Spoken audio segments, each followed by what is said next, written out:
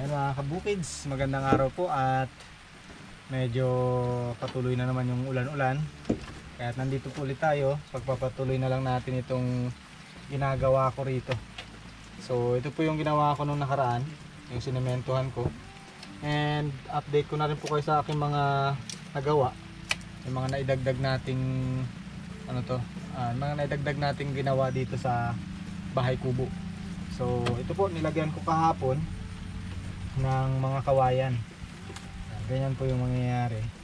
At hindi pa ganong maganda itsura kasi mas gaganda yan kapag nilagyan natin ng barnis. So ngayon wala pang barnis. Maganda po siya. Tapos ito naman yung ginagawa ko ngayon, yung mapagpapatungan dito sa side na to. Kasi kung mapapansin nyo, ito po ay kalan, ito corner na siya. Wala na akong nakikitang pwedeng gawin dito. Kaya naisipan namin na lagyan ng mapagpapatungan ba ng condiments. Ayan, lagyan natin dito ng asin, toyo, mantika. Ayan, lalagyan natin dyan. And yan, ginagawa ko pa para malagyan natin dito ng magandang dingding niya na kawayan. At saka dito sa ilalim. And yun, matigas na yung ating unang na semento. At yung katabi po niya dito, yan, nilagyan po natin ng kawayan para syempre yung ating mga plato, may mga rekado kapag nagluluto tayo dyan nakalagay. Oh, diba? Ito, nalagyan na rin po natin dito sa kabila. Ito maganda po dito sa side na to, yung view. Kasi mga kawayan din yung natin, nilagay kalahati ng kawayan. Yung mga naputol ko dito, nilagay ko rito. Kaya maganda. Pero yun, wala pa po dito yung sinasabi kong plain sheet para hindi masunog yung area na yan. So yun, ang update natin. Kaya medyo pa ngayon dito, magulo, masupal. Dahil marami pa po tayong ginagawa, hindi pa talaga matatapos basta-basta. And update na rin po tayo dito sa ating nasasabi-sabing hagdanan. So nakabit na rin po yung hagdan nung nakaraang araw at ayos na, nagagamit na siya. So yun nga po, ito ay katulad nung nabanggit natin nung last na video natin na ito ay mga ritasong kahoy, kaya po pinahuli namin yung mga hagdanan. So hinintay namin matapos yung mga gagawin na kailangan ng mga kahoy na to, at yung mga tira-tira yun yung ginamit namin dito, at saka dito sa hagdanan na ito. Basa, malakas yung ulan Okay na, may hagdanan na po tayo, dalawang hagdanan dito sa harapan. Ayan, yun, patuloy lang po natin yung gawa ngayon, gawa ng hindi rin makakatrabaho sa labas, umuulan-ulan. Dito na lang pagpatuloy natin ang ating gawain.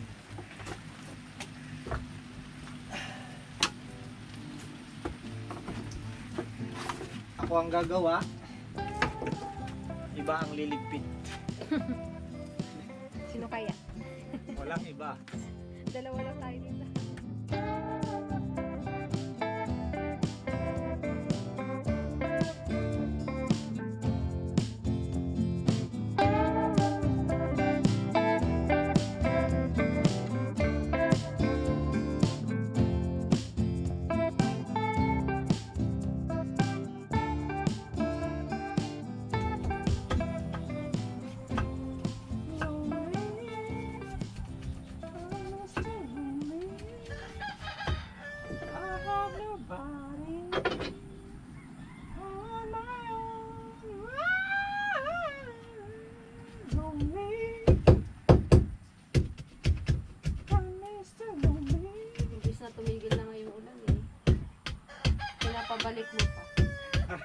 Para masarap humigop ng sabaw.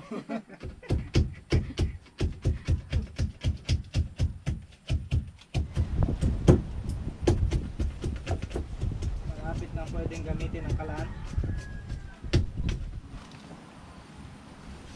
Ay, tumalsik ang mga dahon ng saluyot.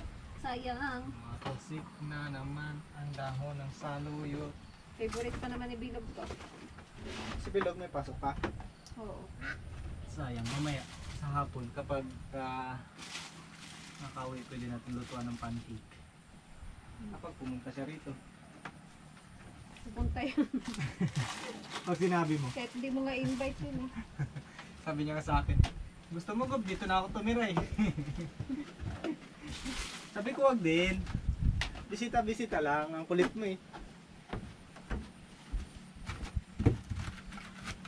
Alright, lutuan na. Wow. Ito iiwan ko na lang. Yung butas na yan, lalagyan natin doon sa ilalim ng ano to, Nang? ng sahuran. Para? Para kapag meron dito mga uling-uling, yung mga kahoy-kahoy na kailangan natin itapon, shoot na lang natin. Ah! And then, madaling kunin doon sa labas. Ayos ah. Diba? Naisip mo yun?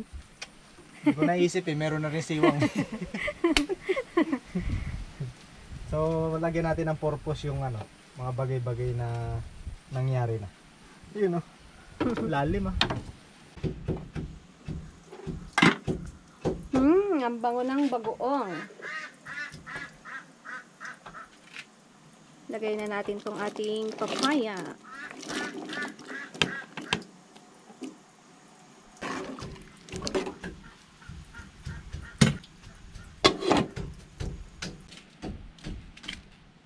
Hello, Miming.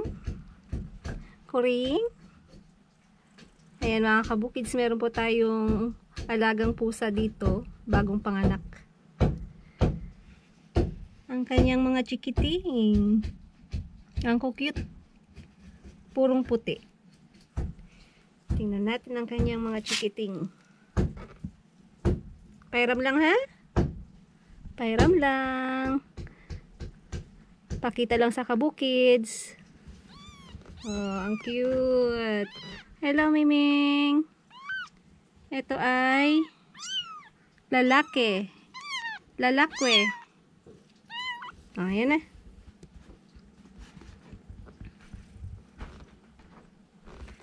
Wala namang nagmana sa'yo. Puro puti man.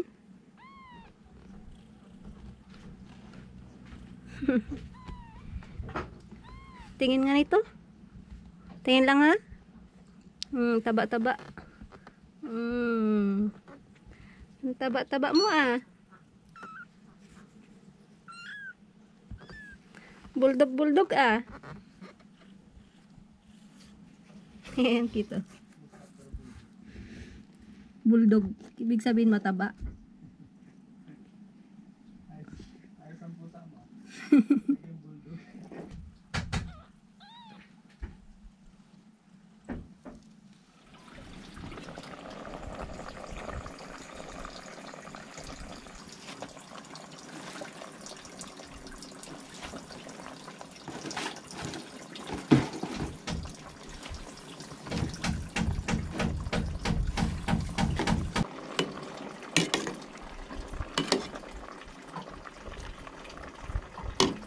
Ang bango. Ang bango ng bagoong. So ayan, tapos ko na po yung aking ginagawa rito sa corner. Ito, nalagyan ko na ng ano niya dito, kawayan na dingding. At syempre yung ating patungan dito ng condiments, nalagay natin. Nilagyan ko rin po ng harang para hindi natutumba kung sakaling magkaroon ng hangin. O, di ba? So yan ang ating nagawa. Ayos na. Pero kulang pa po yan dahil dito sa kalikod ay lalagyan ko pa ng ano niya, double walling. Ayos. Yan ang mga kabukids ang result ng ating ginawa kahapon at ngayon. That's it. That's it. Yun, kain na na. Kain na na. Kain na.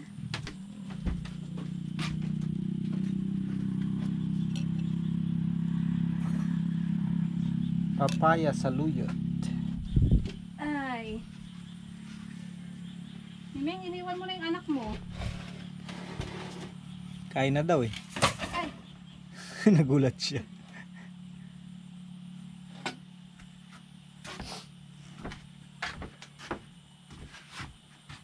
Abo, daming sahog ah. Dami. Sabor ah. Daming saluyot. Walang isda. Walang tinda sa talipapa. Okay lang yan. Siguro dahil may bagyo. May bagyo ba? Ay, low pressure. Mahirap talaga lumaot pag ganito malakas.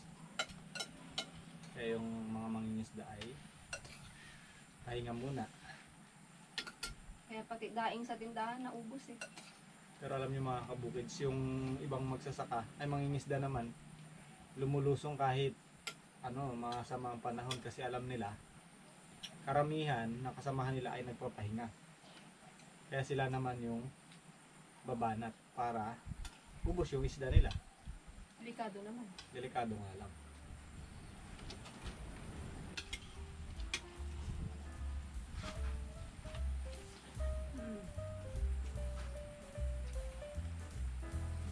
Tuloy-tuloy lang ba? Pagsubok, diretso.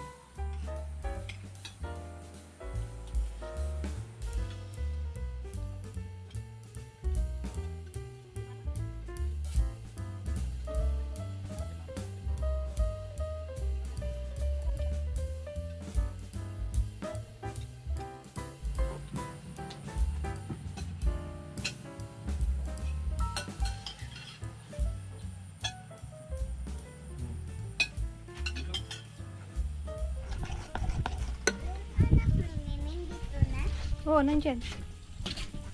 Pasok ka dali.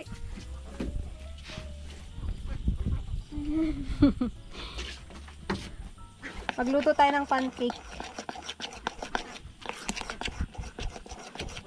Gusto mo?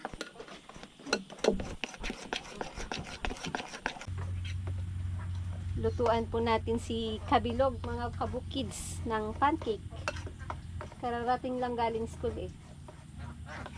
Pameriendahin natin.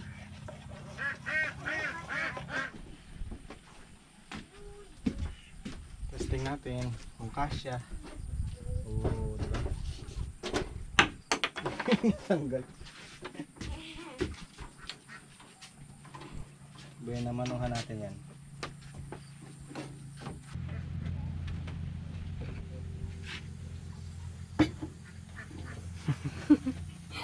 Excited. Trial agad. Marami din palang mailalagay.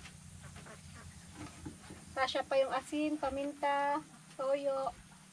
Mantika. Kalati ulit ng bote ng mantika. Binyagan natin itong babo nating kalan. Ang ating mini kitchen. Uy! Ano gusto mong pancake? Maliit? Malaki? Malaki. Malaking pancake, sige. Ibuhos mo na lahat, kanya na yan. Ayan. Gawa ka nung 3-in-1 na kalan. May dikahoy, may diuling, tsaka pwedeng mag-ihaw-ihaw. Malupit ah. Malapit. Matindi ang request ah. Hanapin ko yung sa internet na nakita ko. Ang ganda nun. Kulang na lang dito mga kabukids ng bintana. Medyo natatagalan tayo kasi mano-mano ko. So may bintana dito. Ang ang gusto namin, may bintana na ditukod dito. Pero hindi naman nagmamadali. Siguro matatagalan yun. Marami pang kailangan gawin eh. Wait. Ice cream! Matatapos din yan.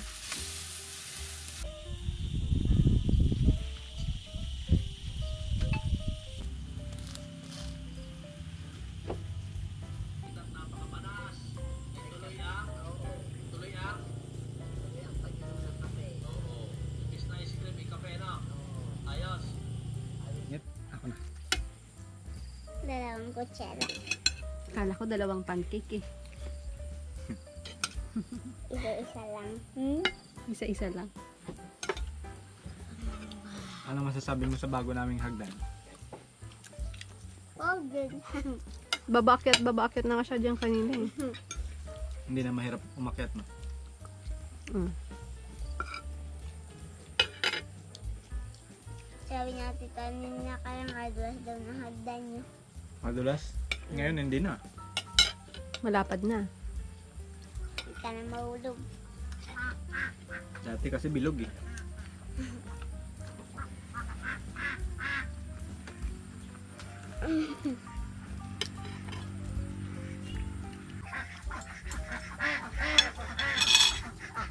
Nakakagutom sa school, no? Bakit kaya nakakagutom sa school? Kaya matagal-tagal unti yung recess. Matagal yung recess. Kaya hapon din ako nagabaon din ang bibigyan niya. Eh yung mga ipon mo sa alkansya mo, yung iniipon natin dun. Marami na. Ngayon pa ako nakakaon. Hindi pa siya nakakahulog. Ipunin mo lang para pag binuksan natin, marami na. Ha? Okay lang ako kasi ang baon ano lang ako. Ha? Hindi kita naintindihan? Okay lang ako kahit walang baon. Mag-focus lang sa sa aral. Ba? Ayos ah.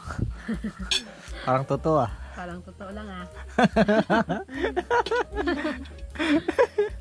Tama yun. Kahit walang baon. Sa umaga naman may baon eh. Hmm. Ang importante mag-focus sa aral kahit konti baon. Hmm. Hindi Bawi naman ka walang na lang. baon eh. May baon naman. Bawi ka na lang pag may work ka na. Paglaki mo. Saka ka mag-aral. Saka ka magbaon. Pag may trabaho ka na. Mabibili mo na yung gusto mo. Dati nagpunta tayo doon, may nakita akong bike, gusto magbili. Walang pira. Ah. Pag-ipunan mo.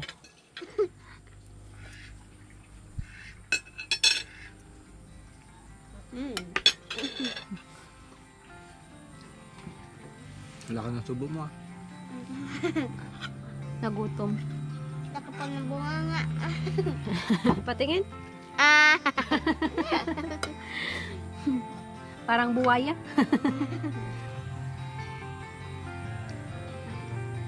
Abo!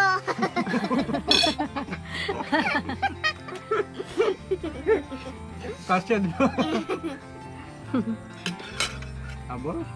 Laki ah!